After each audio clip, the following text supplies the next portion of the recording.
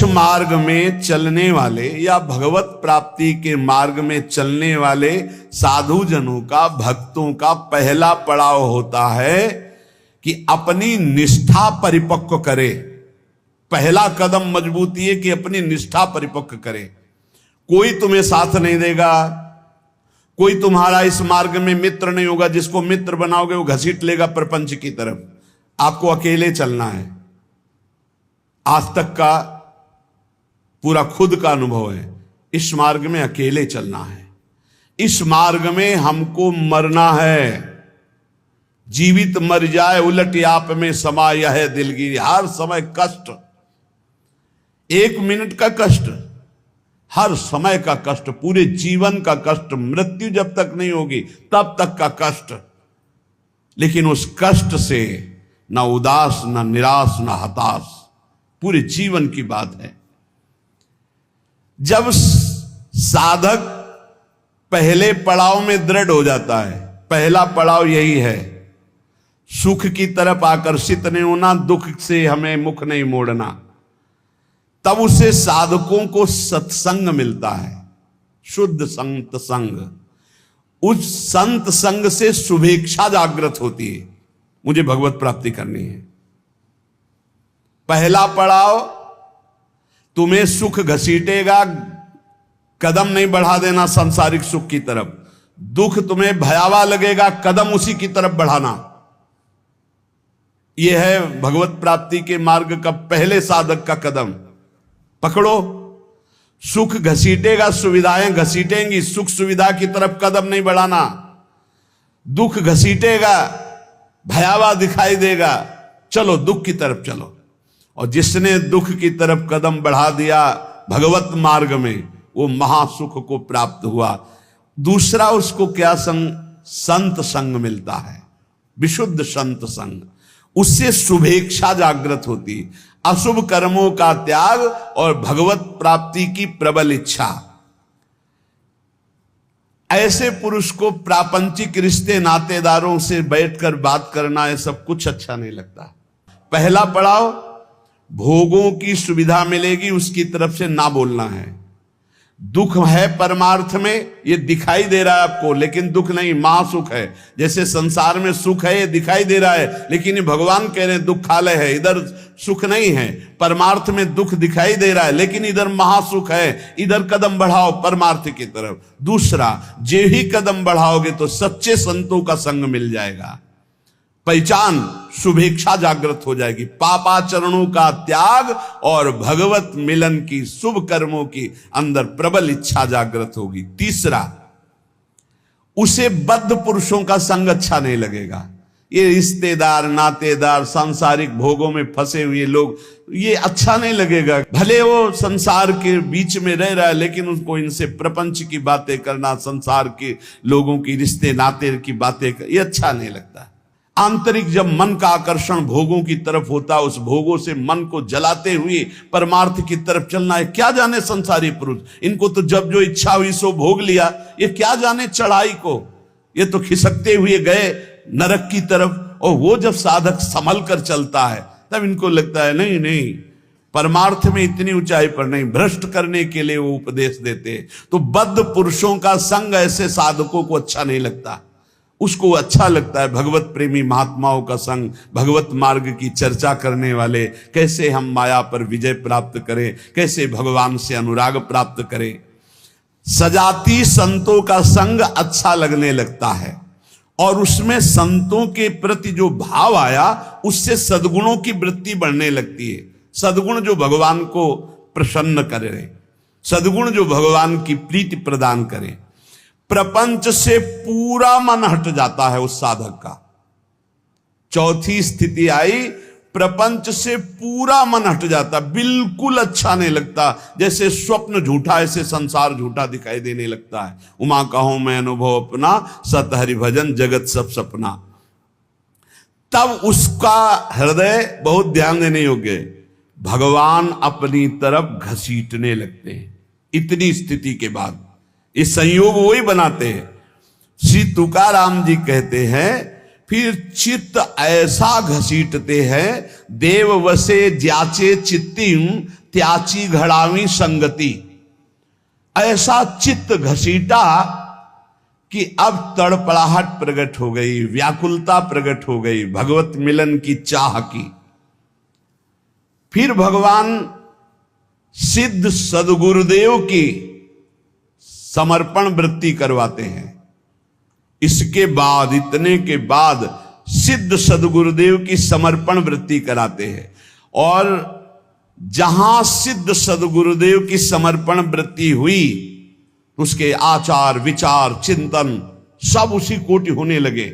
महापुरुषों का प्रभाव होता है कि बहुत कम समय में, जो हजारों वर्ष की साधना से नहीं होता, कम समय में परिवर्तन प्रारंभ होना शुरू हो जाता है। उसमें वो सब सामर्थ्य आने लगती, वो सद्गुण आने लगते हैं जिससे वो प्रभु को रिझा सके। श्री तुकाराम जी कहते, फिर ऐसे जब महापुरुष का संग लाभ हुआ तो अवलंब दृढ़ हो गया, शरणागति पुष्ट हो गई, आत्मसमर्पण पुष्ट हो गया। उसके अंदर ये बातें आने लगी। उपास्य, जो संप्रदाय अनुसार इष्ट देव प्राप्त हुए, उन इष्ट देव में सर्वभाव,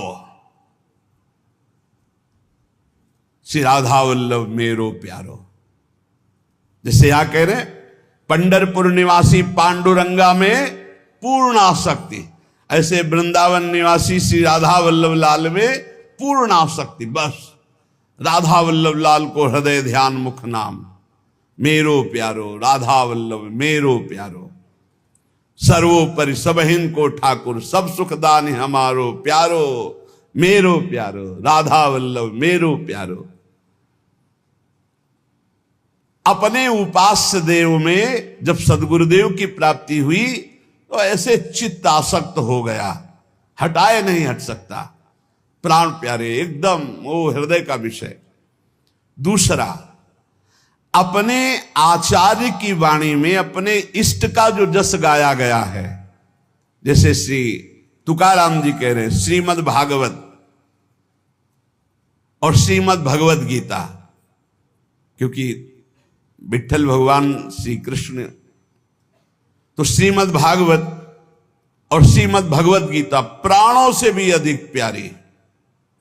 ऐसे श्रीमद् चतुरासी जी, श्रीमद् राधा सुधा निधि, प्राण से भी अधिक प्यारी। सिद्ध सदगुरुदेव के मिलने पर इष्ट देव में परमासक्ति और इष्ट ग्रंथ में परमासक्ति। चतुरासी जी तो ऐसे हो जानी चाहिए जैसे कक्षा 1, 2, 3, 4 में ककहरा मात्रा पहाड़ा याद हो जाता है ना, ऐसे याद हो जानी चाहिए चतुरासी जी। इष्ट ग्रंथ कंठ में विराजमान हो जाना चाहिए। तीसरा, ये अभेद भक्ति है। जैसे लोगों को, ज्ञानी जनों को ये बात बनी रहती है कि भक्ति करने वाले भेदभाव से युक्त रहते हैं। श्री तुकाराम जी कह रहे हैं ये अभेद भक्ति है। ये द्वैत से आगे अद्वैत और अद्वैत पद में स्थित मोक्ष सुख के भी त्यागी ये भक्तजन होते हैं। बड़ी ऊंची स्थिति होती है प्रेम की। अद्वैत सिद्धांत के आगे कौशल पूर्वक ये अभेद सिद्ध स्थिति प्राप्त होती है, इसी को प्रेम कहते हैं। इस प्रेम में द्वैत रहता ही नहीं है।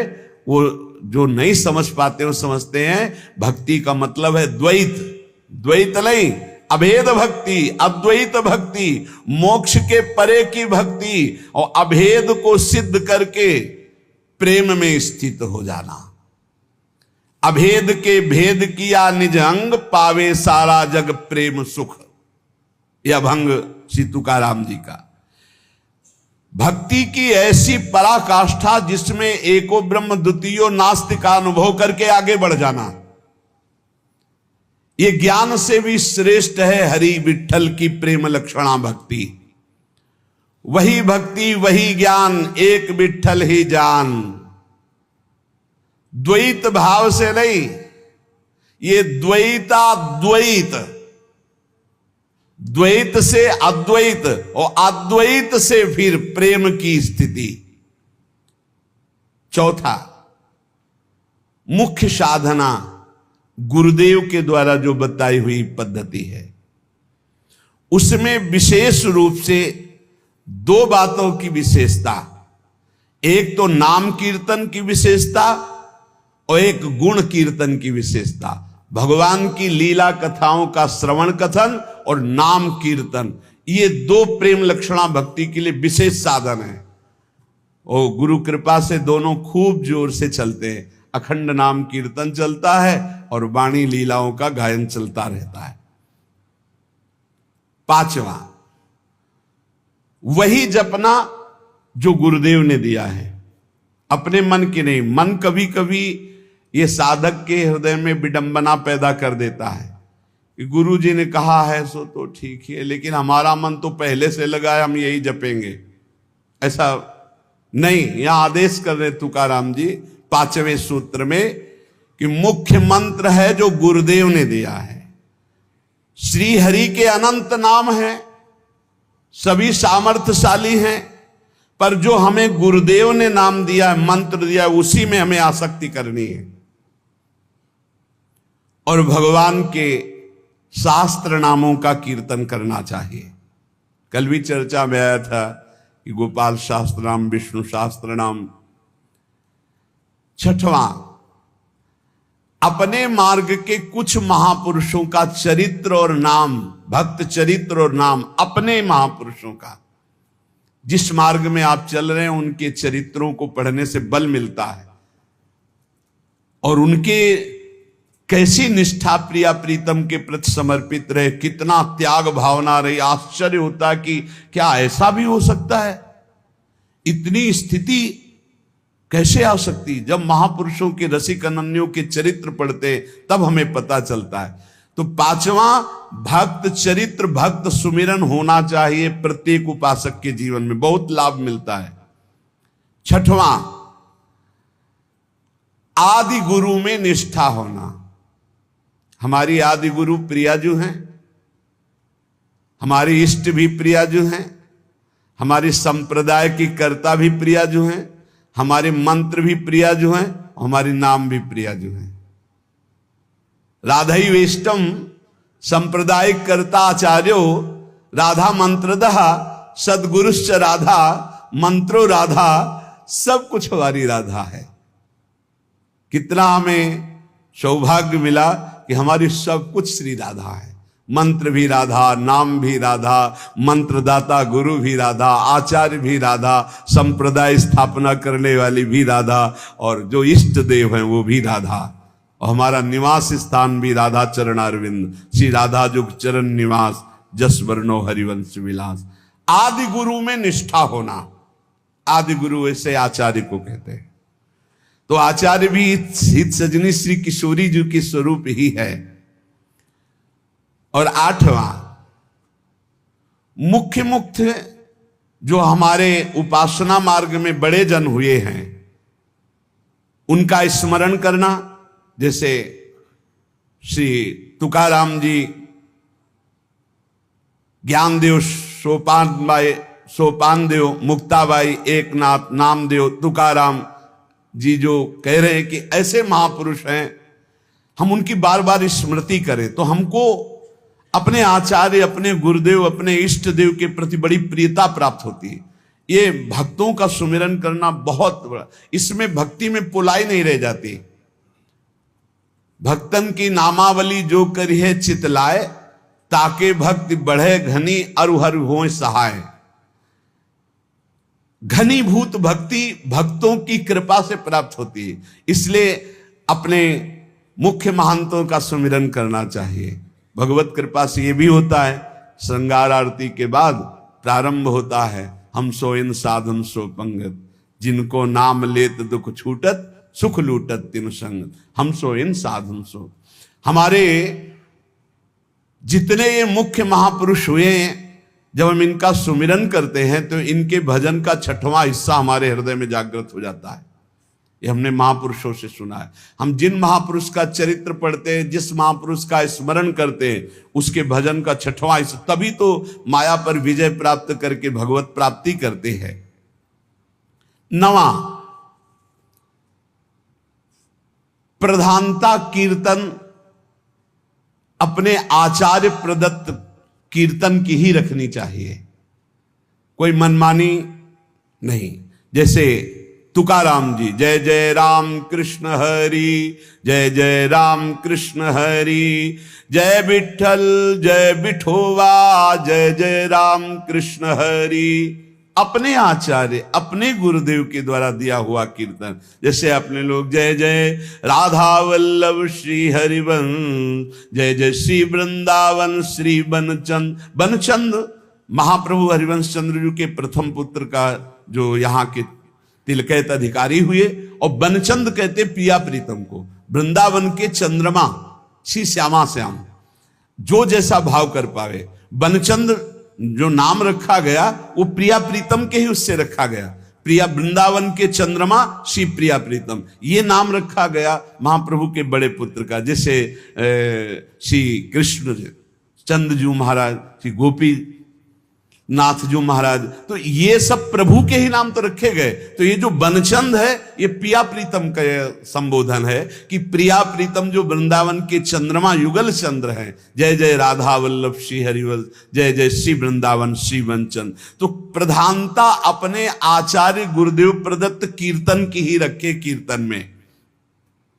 और पूज्य जितने विश्व के संत महात्मा हैं, विश्व के, भारत के ही नहीं, अतिथि संत भक्त, ये सब जो श्री कृष्ण से संबंध मानने वाले हैं, ये सब हमारे पूज्य हैं। ऐसी सदैव भावना रखे।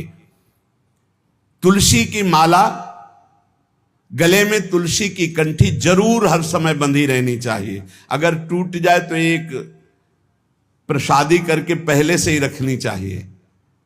प्रत्येक साधक को एक प्रसादी तुलसी पहले से अपने पास रखनी चाहिए। कभी कंठी अगर भंग हो जाए तो जब तक उसे हम ठीक न करवाएं तब तक नई तुलसी की कंठी बांध लें, और अगर वो ठीक होने लायक नहीं तो यमुना में प्रवाहित कर दे, और अगर ठीक होने लायक है तो गुरु प्रदत्त कंठी पुनः ठीक करवा के उसी को बांधे। पर जब तक नई कंठी हमारे पास प्रसादी नहीं होगी तो फिर हमारा गला खाली रहेगा। 1 मिनट भी खाली गला नहीं रखना, ये हमारी वैष्णव पद्धति है। गले में तुलसी की माला और नाम जप के लिए तुलसी की माला, गले में तुलसी की कंठी और तुलसी की माला से ही नाम जप होता है। हमारा जो वैष्णव जनों का नाम जप होता है वो तुलसी की माला से होता है। श्री तुकाराम जी कह रहे हैं, महाव्रत निरंतर भगवान का चिंतन करना, और जैसे उनके मार्ग में एकादशी व्रत रहना, रात भर कीर्तन करना, शिवरात्रि का व्रत रखना, कृष्ण जन्माष्टमी का व्रत रखना, और पंडरीकनाथ की यात्रा करके रात में जाके कीर्तन करना। 12वां महातीर्थ, अपने इष्ट देव के संबंध से जो तीर्थ स्थल हैं उनमें यात्रा करना या वहां वास करना। अपने लोगों को तो परम सौभाग्य स्वामिनी जी ने दे दिया, वृंदावन वास, नित्य उनकी लीला स्थली, यही लीला कर रहे हैं। महातीर्थ श्री तुकाराम जी अपने क्षेत्र में कह रहे हैं, जैसे पंढरपुर, त्र्यंबकेश्वर, आलिंदी, पैठण, सासवड़, चंद्रभागा और महान संतों के स्थान गंगा, गोदा, यमुना, तीर्थ, काशी, द्वारिका, जगन्नाथ, इन सब की यात्रा करना वैष्णव जनों का।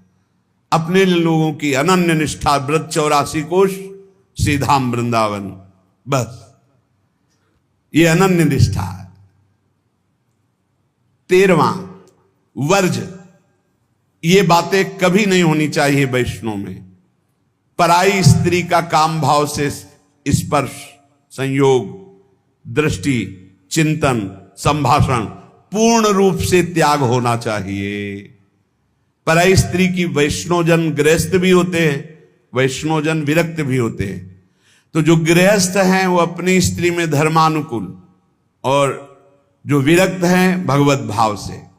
पहला वर्ज, पर स्त्री के प्रति दोष दर्शन, पर स्त्री के प्रति भोग वृत्ति की भावना बिल्कुल त्याग दे, नहीं भगवत मार्ग में आगे नहीं बढ़ पाएगा। दूसरा, छल कपट आदि करके दूसरे का धन अपहरण करने की बात रखना कभी नहीं होना चाहिए। दिखावा करके, दंभ करके, पाखंड करके किसी भी तरह से दूसरे से धन ऐंठने की इच्छा रखना, फिर आप वैष्णव पद्धति में फिसल जाएंगे, आगे नहीं बढ़ पाएंगे।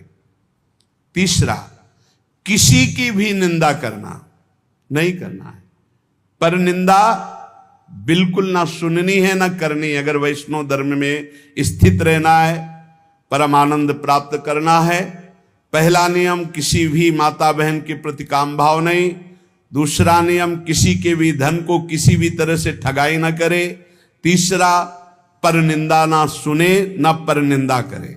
चौथा, जो संतों ने भोजन निषेध किया वो नहीं करना चाहिए। मांस, मद्य, मछली, अंडा और जैसे प्याज लहसुन, इनको त्याज्य। प्याज लहसुन तमोगुणी है, तमोगुणी होने के कारण इसका त्याग किया गया है। वो अंदर से भजन की वृत्ति छीण करता है, तुम जान नहीं पाओगे, इसीलिए संतों ने अनुभव करके इसका त्याग किया। प्याज लहसुन निषेध है केवल तमोगुण के कारण, वो तमोगुण की वृत्ति बढ़ाता है। तमोगुण जो है निद्रा, आलस्य, प्रमादोत्थम तत्तामस मुदाहृतम, भजन में निषेध है, इसलिए निषेध किया गया है। और मद्य, मांस, मछली, अंडा ये तो बिल्कुल निषेध किया गया है। वैष्णव होकर अगर इनकी तरफ या भक्त होकर जरा भी ऐसी दृष्टि रखता है तो पाखंडी है, वो भक्त नहीं है जो ऐसे जीवों को कष्ट देकर अपना उदर पोषण करना चाहे। पांचवा, वर्ज में मन से, वाणी से, शरीर से किसी की हिंसा न करे। ये काया वाचा मानुषा अगर किसी को दुख देता है तो भगवत मार्ग में नहीं चल पाएगा। इसलिए भगवत मार्ग पुष्ट करने के लिए स्वयं कष्ट सहे, दूसरों को कष्ट न दे। आचरण, जो अपने धर्म के आचरण उन्हीं का पालन करे। जो हमारे गुरुदेव ने, हमारे आचार्य ने हमारा दिनचर्या बना दी, जो हमारा नियम बना दिया, हमको उसी के अनुसार चलना है। अपने आचार्य प्रदत्त धर्म में स्थित रहने में कभी संकोच न करें। दूसरा क्या करता है मैं नहीं देखना, हमारे आचार्य ने जो हमें आदेश किया हमको उसी मार्ग में चलना है। जो विधि निषेध किया गया उसका पालन करें। ये नहीं करना, ये करना है, इसे विधि और निषेध कहते हैं। विधि कहते हैं ये करना है, निषेध नहीं करना है। जो कहा गया है वैसे ही चले। प्रभु को प्रसन्न करने के लिए संतों के जो उपदेश है वो सर्ववंद्य हैं। इसलिए अपने धर्म के अनुसार जो आचार्य ने आपको उपदेश किया, गुरु ने उपदेश किया, जो ऐसे चलता है वो कर्म बंधनों पर विजय प्राप्त कर लेता है। 15वां, वैष्णव का परम स्वभाव है परोपकार करना, दूसरों को सुख पहुंचाना। सर्वम विष्णुमयम जगत, सब भगवत स्वरूप है। वैष्णव का धर्म है समस्त भूतों में भगवत भाव करके व्यवहार करना।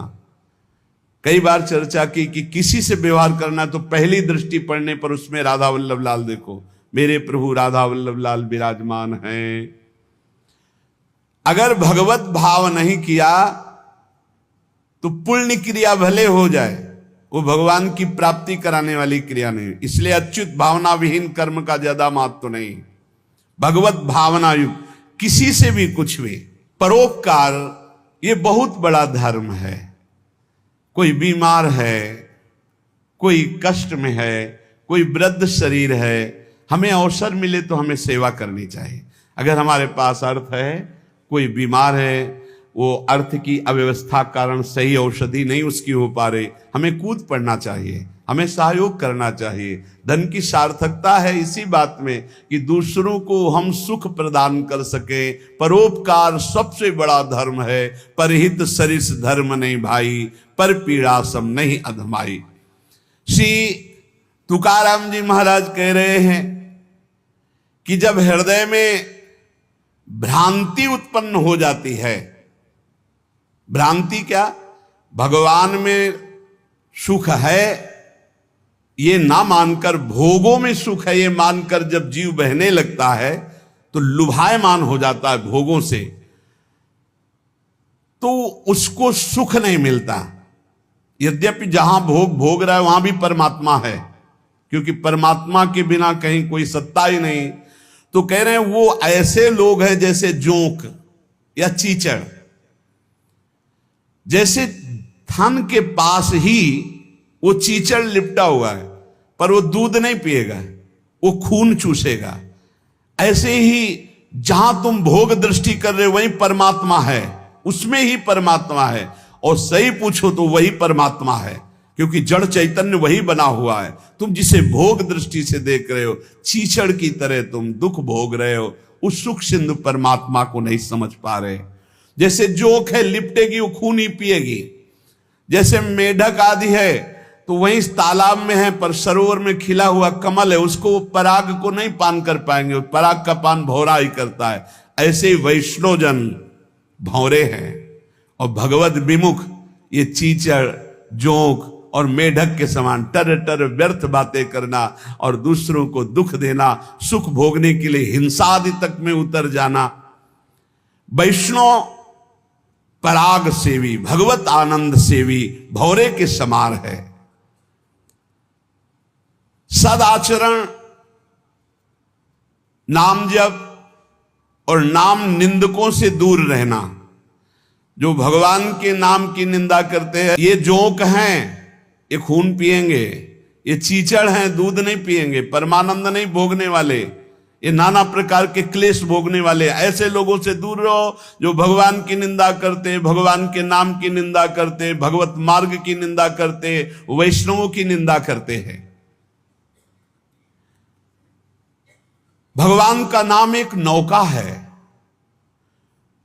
जो भगवान का नाम जपता रहता है मानो सुदृढ़ नौका में बैठा हुआ है। बिल्कुल चिंता मत करो, आप नाम जप करो, निश्चित आपको भगवत प्राप्ति हो जाएगी।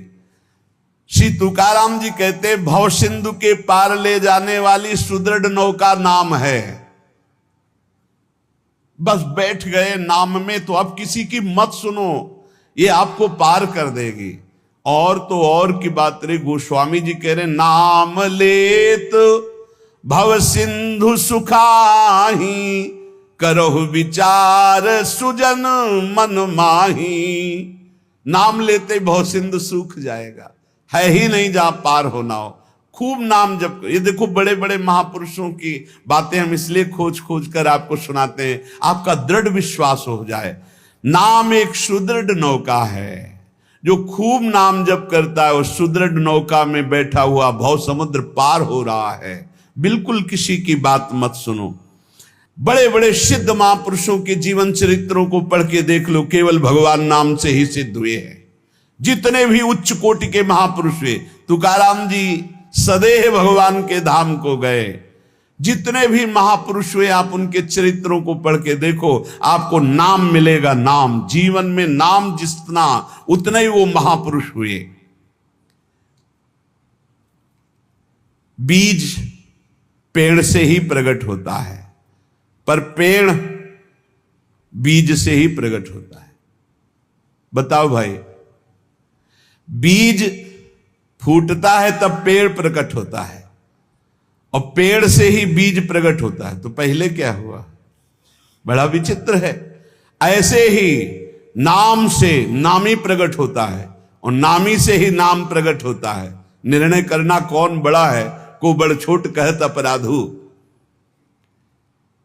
तुकाराम जी कहते हैं पेड़ के पेट में बीज है तभी तो फल रूप में आकर फिर बीज बनता है, और बीज के पेट में पेड़ समाया हुआ है। ऐसे ही भगवान में नाम विराजमान है तभी परिचय होता है, और नाम में भगवान विराजमान है तभी दर्शन होता है। नाम को पकड़ लो।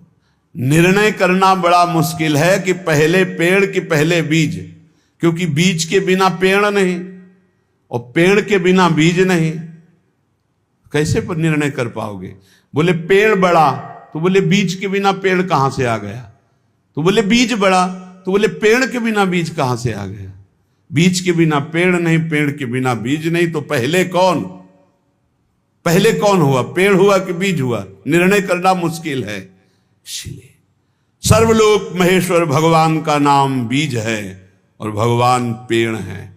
ऊर्ध्वमूल मधा शाखा मस्वत्तम प्राहुरभ्यम, गीता जी में कह रहे उसी पेड़ का बीज है नाम, और उसी नाम के पेट में पूरे के पूरे भगवान के ज्ञान, वैराग्य, भक्ति, रूप, लीला सब समाया हुआ है। बीज है भगवान।